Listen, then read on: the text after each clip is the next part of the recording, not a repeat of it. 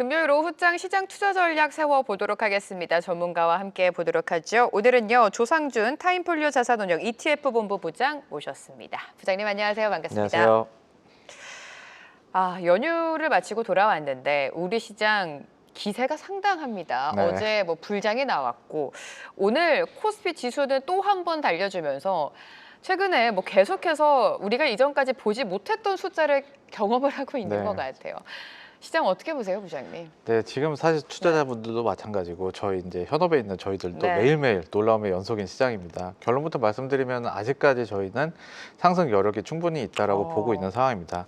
지금의 시장은 이제 단순히 유동성만으로 끌어올리는 버블 장세라면은 저희가 경계를 해야 되겠지만 사실 이제 한국 기업들의 체질 자체가 바뀌는 리레이팅 구간에 들어왔다고 보고 있고요. 반도체를 필두로 한 실적이 이제 숫자로 찍히고 있고 밸류어 프로그램을 통해서 주주 환원율이 선진국 수준으로 올라가고 있는 상황입니다. 과거에 이제 코리아 디스카운트가 코리아 프리미엄으로 전환되는 초입이기 때문에 단기적으로 숨 고르기는 당연히 있겠지만 네. 그래도 대세 상승의 흐름은 아직까지는 꺾이지 않았다고 보고 있는 상황입니다. 우리가 지겹게 들었던 게 코리아 디스카운트인데 체질 자체가 개선이 됐다. 방향 자체가 상승 추세는 변함이 없다라고 짚어주셨습니다. 자, 이렇게 시장이 쉼없이 특히 코스피가 이렇게 달리고 있는 이유, 그 중심에는 당연히 삼성전자랑 하이닉스가 있죠.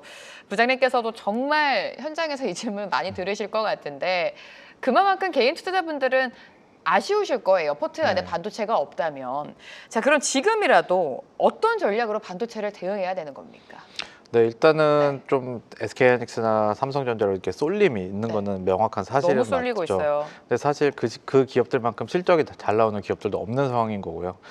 사실은 이제 그 쏠림 자체를 이제는 좀 이제 우려보다는 주도주의 힘으로 해석하시는 게 맞다라고 생각을 합니다. 이제 전 세계 자체가 AI라는 거대한 산업혁명 속에 있고 그 혁명의 중심이 반도체로 자리 잡았기 때문인데요.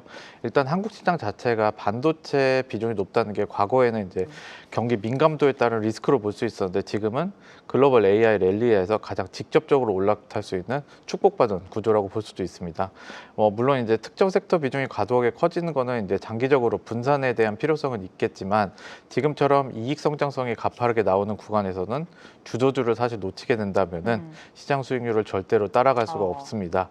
쏠림을 걱정해서 내리거나 이제 주저가 하시기보다는 이 강력한 엔진이 다른 낙수 효과로 이어질 수 있는지까지 지켜보시는 게 좋을 것 같습니다.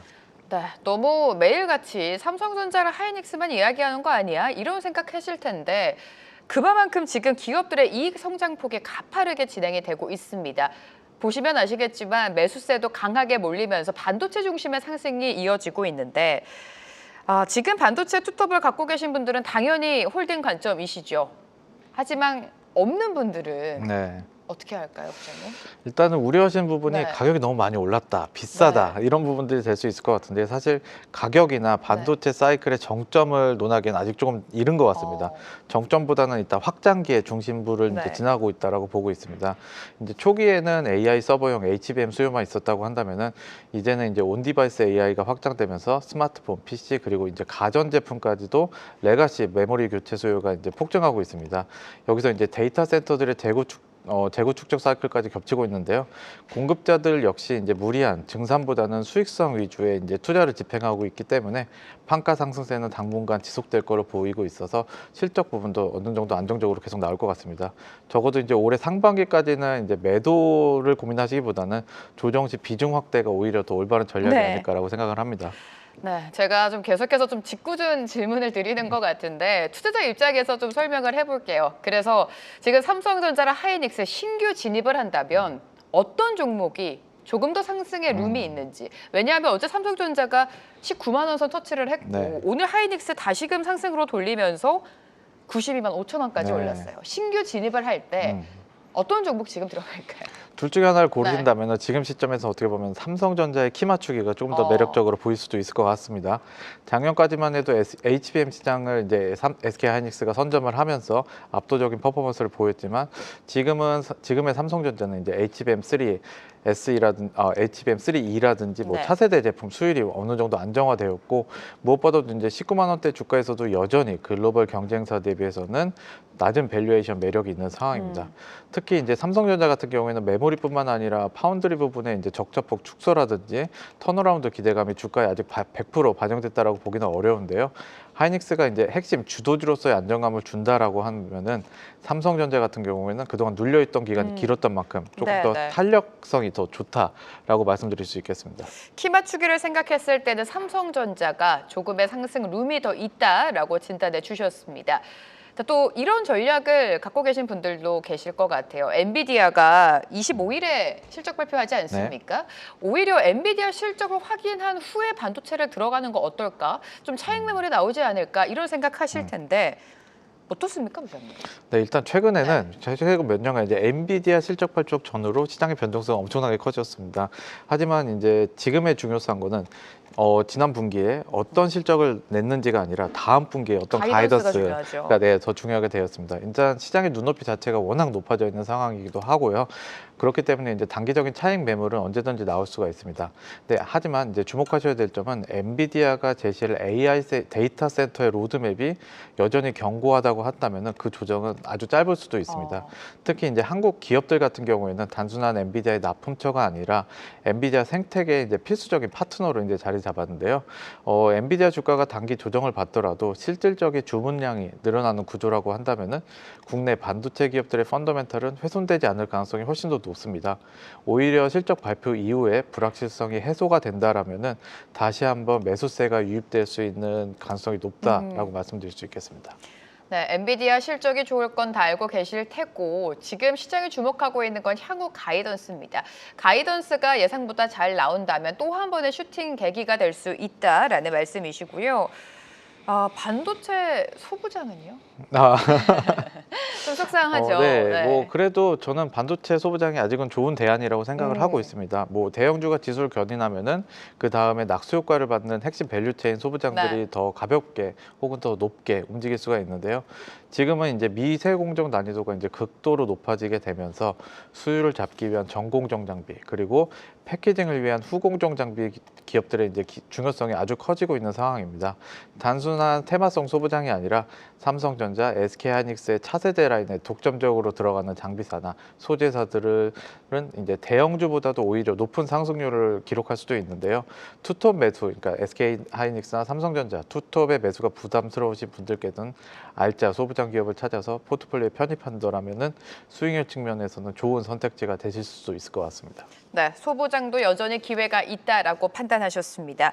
자, 코스피가 지금 5,700선 훌쩍 넘겨가고 있습니다. 6,000피를 향해 가고 있는데 반도체 상승 우리가 다 알고 있지만 증권주가 이렇게 오를 거라고. 특히 또 지주사 같은 경우에는 저희가 뭐 소위 말해서 눈 감고 아무 지주사나 골라도 저평가되어 있다는 평가가 많았는데 지금은 완전히 좀 달라졌죠. 네, 맞습니다. 네. 사실 이제 증권주 자체가 단순히 과거에는 이제 순환매 섹터라는 이미지가 있었는데 지금은 어떻게 보면은 구조적인 성장주로 보여야 될 타이밍이라고 말씀드릴 수 있을 것 같아요. 첫 번째로는 이제 지수가 5,000포인트를 넘어가게 되면서 거래 대금 자체가 이제 레벨업이 되었습니다. 이 포인트는 이제 증권사의 기초 체력인 브로커리지 수익이 폭증한다라는 포인트로 볼 수 있겠는데요. 두 번째로는 이제 말씀하신 상법 개정이라든지 밸류업이라든지 최대 수혜주가 될 수 있는 기업들이 증권사들입니다. PBR이 낮았던 증권사들이 자사주 소각을 통해서 주주 환원을 강화하고 저평가 해소가 급격하게 일어나고 있는 상황인데요.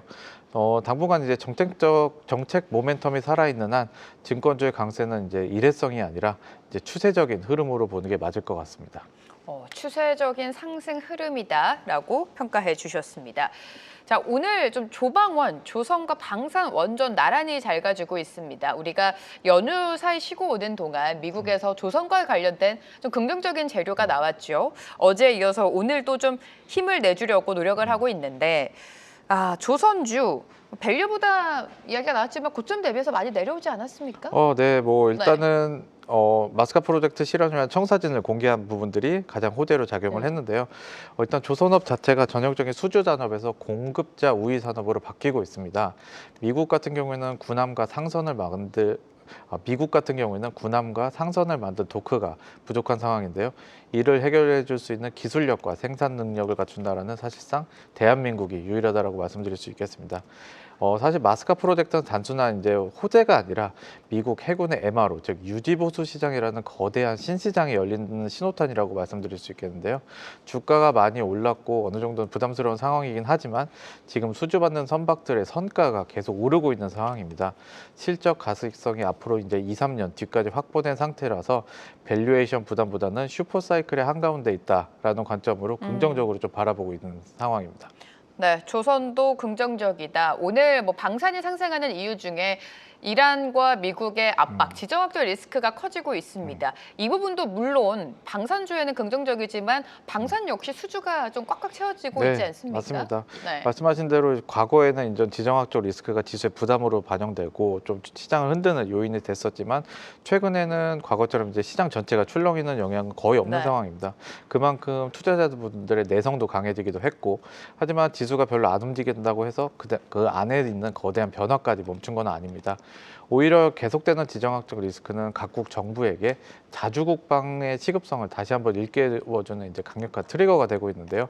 이제 단순히 이제 방산이 내수주가 아니라 명실상부한 특히 그 이제 글로벌 수출주로 인정을 받고 있는 상황입니다.